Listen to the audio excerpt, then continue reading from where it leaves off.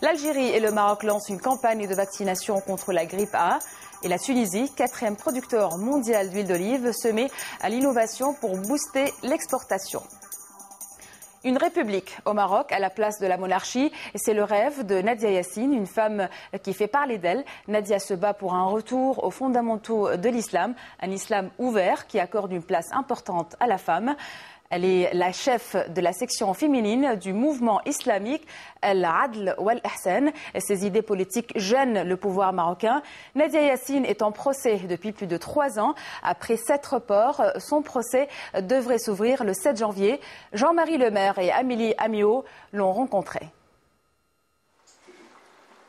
Ne vous fiez pas à ces airs de femme au foyer tranquille. Peu de personnes déchaînent autant les passions au Maroc que Nadia Yassine. La porte-parole du mouvement islamique Justice et Bienfaisance n'a pas peur des déclarations fracassantes. Et tant pis si ça dérange. Je ne suis pas disciplinée, j'ai plutôt un caractère d'artiste. Je fais de la politique par accident.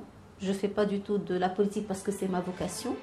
À l'origine de son engagement, son admiration pour son père, le cher Yassine.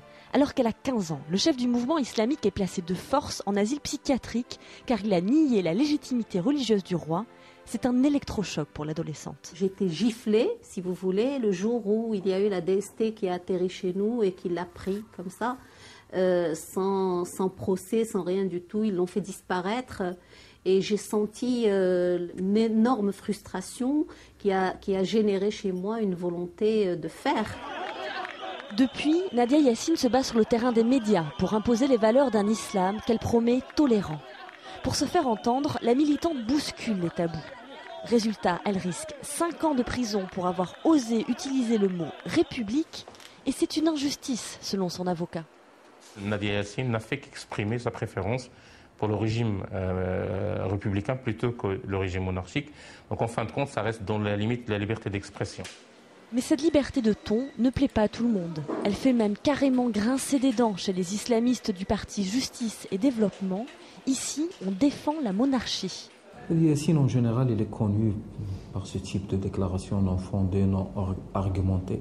Plus ou moins, elle est provocatrice. Ça, c'est le problème.